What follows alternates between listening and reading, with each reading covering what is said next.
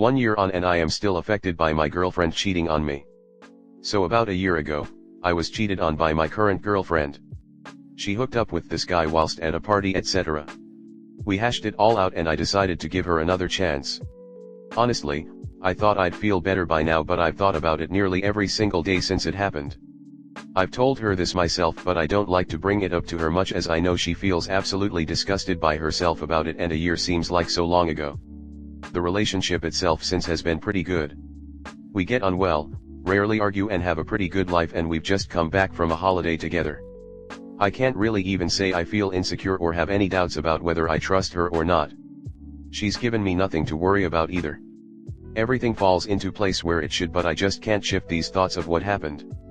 Some days I just can't look at her and I feel such anger towards her, which I know I shouldn't because that's not fair.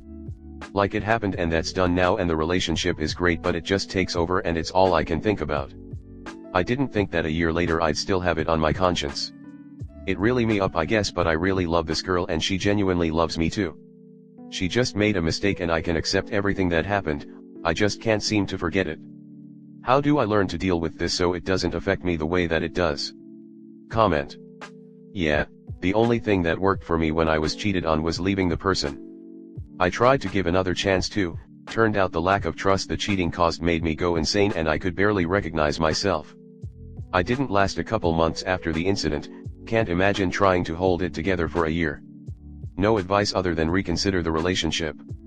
Oh, and for me at least, the cheating didn't stop, it just got sneakier. Hope it's not the same for you. Maybe try the surviving infidelity sub if you don't want to leave her. You should just cut your losses and move on. It was already over the moment she decided to cheat on you. Do yourself a favor and have some self-respect and leave her. Why is it not fair to be angry at her for something she chose to do? She's a callous, heartless person and you deserve better. Leave her. I can't imagine how hard the last year has been for you. She cheated because she thought something about them was better. She then felt bad or found out it wasn't really better and regrets it? The fact is she cheated because she didn't love you that much or respect you that much. If she was head over heels and you were everything to her, she wouldn't even have been tempted, wouldn't have wanted to chance losing you. You are her fallback, safety choice, and she's worried about losing her fallback. Have you gotten therapy? Both individual and couples? At the end of the day, if you can't get past it, that's honestly fine. You're not obligated to, and you shouldn't feel guilty that you're not over being cheated on. I feel like you're not allowing yourself to fully process your emotions, and you absolutely need to do that if you're going to continue this relationship. It's been 25 years since my ex-fiancé cheated. For the first 10 to 15 years it was still a very visceral reaction every time I saw about what happened. Now, met. I didn't go to therapy so can't say if that would help. How did you find out about the cheating? Did she confess, or did you find out some other way and confront her about it?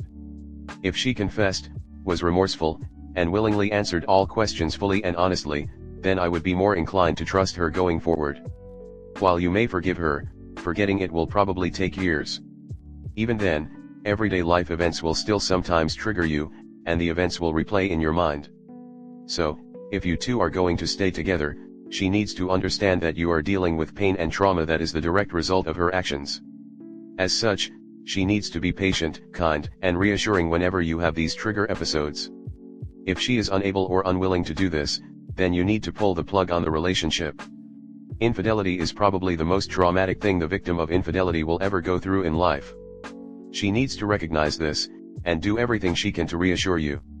It's a lot of work to overcome infidelity in a committed monogamous relationship, which is why most don't survive afterwards. Next story 2.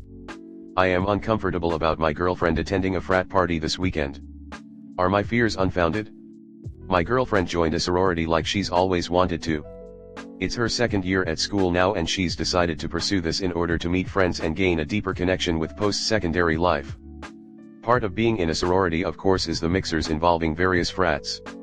This is where I start to get uncomfortable. For context, I was friends with my girlfriend long before we came forward about our feelings towards each other. Since we first met, I've always wanted the best for her. I've tried to support her down every journey she's taken. I've never wanted to be the partner that holds her back. Simply put, I love her deeply and want her to pursue what makes her happy. That's never been an issue until lately when the decision to join the sorority was finalized. In my last relationship, I was with someone who frequently didn't voice how they felt. They often snuck things behind my back, and ultimately, this resulted in her cheating, shattering my trust. I didn't date for over a year afterward. I took time to focus on myself and become a stronger person. However, despite everything I did, I knew my trust in others would be impacted for a while. This takes us to now. My girlfriend has never given me a reason to worry. She's been cheated on herself, expressing that she understands the emotional turmoil that causes.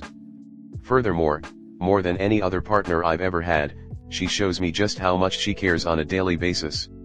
My love and admiration for her is overwhelming, and because of this, the thought of losing her is incredibly upsetting. I understand the sentiment of if she's going to cheat, she's going to cheat. I'm not a huge fan of the reality of this phrase, but nevertheless, I understand and agree with it. That said, she's going to her first mixer on Saturday. My distrust doesn't exactly stem from her. As I've said, she's given me no reason to lack faith in her. Rather, it's the frat guys. Mixing alcohol, hormones, and girls has an easy way of turning a young dude into an overconfident, boundary-crossing dickhead. From my own experience, I've spent time around dudes who'll use a girlfriend's relationship status as more of a challenge rather than a signal to move on. I understand this post expresses that I am insecure with this moment in our relationship, and the truth is, I am. Again, I trust my girlfriend and I'm supportive that she can pursue what she wants. I'm just worried, and I'd like to hear feedback in regard to my position on this matter. Are my worries justified, or am I simply insecure? Comment. Women will always get hit on. Happens to me in the vegetable aisle of the grocery store FFS. No space is sacred. I made it all through my sorority life in college without tripping and falling on a dick, and I bet your GF can too.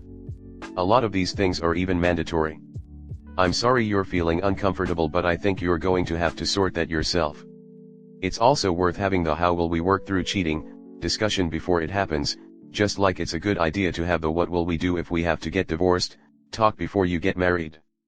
It doesn't mean that it will happen, but having a plan will make it far easier to talk about and deal with if it does, and it will let you stop worrying so much about something that may never happen. Your girl knows how you feel about cheating. Any further conversation about that will just show that you don't trust her.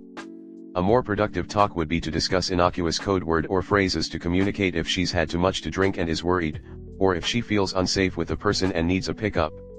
There are also detection cards you can buy online to test drinks for some common date rape drugs. There are strips that people can pee on to detect date rape drug levels, and stretchable drink covers.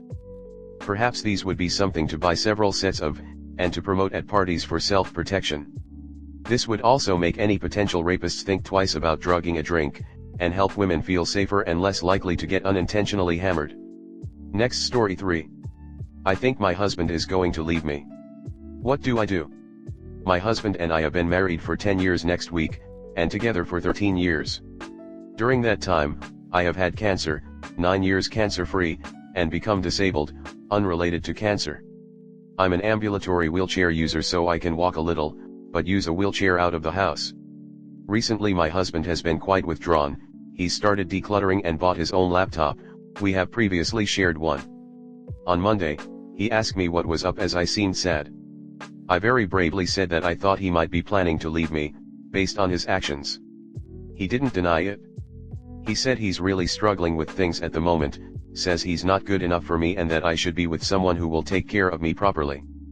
I'm honestly so confused because he's been so amazing up until quite recently. He deals with a lot of things around the house, including laundry and cooking. We're going away for our anniversary next week and he seems to think that being away will sort everything out, but I'm not sure. I'm honestly dreading it now. I'd really appreciate any advice you could give on how I should proceed or what questions I should ask him to try to get to the bottom of things. Thanks in advance. Edit to add some info. Despite my chronic illness and being a wheelchair user, I do my own personal care like showering, using the toilet, etc.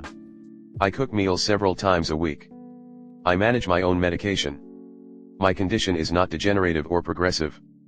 But there are some things I physically struggle with, like carrying things which are heavy.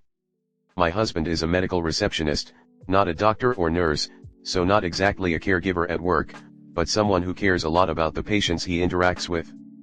I've had further conversations with my husband and the following is becoming obvious. He may be having a midlife crisis. He is not having an affair, I believe this. He doesn't know why he's feeling all of these things and he's genuinely confused and upset about what he's thinking and feeling. Edit 2, I will not respond to personal message requests so don't bother. Comment. It might be the nature of it, but he may be continually stressed out by not being able to plan or predict the future with more regularity. It can leave you feeling a loss of control in your life and more helpless. You of course have your own feelings, I'm just suggesting what your husband might feel. I want you to know that I'm rooting for you and I hope he gets some relief somehow so that your relationship strengthens. Maybe he needs a weekend a month to go fishing, or some other activity that is away from the four walls of the home. Therapy. He needs it, you do too with a chronic illness, I have a few, and a therapist who specializes in chronic illnesses may help you. My husband and I go together and separately. It helps because sometimes, when I have surgeries and am down, he feels more stress than normal. Which compounds because it's not my fault or his. But having someone to talk with helps. They also give great tools to help deal with stress. When I'm not well enough, we order our groceries. If we know when I'm having surgery and for how long I'm down, we have a local company that does meal prep, and if you pay extra you can order meals that just need warmed up, organic and local. We also use a cleaning service all the time. If he washes and dries the laundry, I'll fold it. We find ways that we can light his load. What is your relationship like outside of the whole caring aspect? Is there enough time and room for him to be your partner, rather than your caregiver? Do you spend enough quality time together, not just worrying about your health issues but actually having fun? If his life is just his work plus caring for you, no wonder he is unhappy. There needs to be a balance, there should be enough happy and fun times to balance out all the stressful and tiring ones. Hopefully I'm completely off base, and I'm being alarmist, but I scrolled through the comments briefly and didn't see it mentioned, but is it possible your husband is suicidal? The worthiness/deserving better comments, the tidying up of affairs, the emotional withdrawing, even the time away, could all be indicators that he is not only burnt out, but in crisis. Whether or not better communication or more support or even separation are on the table, it feels really important to approach him with his mental health at the forefront. I hope I'm being dramatic, and even that you are too, and that he is just going through a big shift from which he, and your marriage, will emerge stronger and healthier. But please let the possibility that he is not okay inform your approach and help him get the help he needs, in the event it's needed. Wishing you the absolute best, and that the future whatever it holds is one of continued support and empowerment and fearlessness. It totally just sounds like he is struggling with emotional resilience and it is overwhelming and wears one down. And he's probably feeling a bit stuck with it all as well. Therapy is an option, but he might also get some benefits from mindset coaching or podcasts on mindset etc. I struggle with worthiness from time to time and have to realize it's coming from my codependency and not to allow that thought train to crash into whatever rational story was there beforehand. But I can only do that with podcasts and mindset stuff. There are so many good books on mindset, but the book Mindset is best-selling and well-known. Please also keep your own mindset strong up as his lack of resilience will affect yours and then that in turn will affect his more as he will feel like he is disappointing you.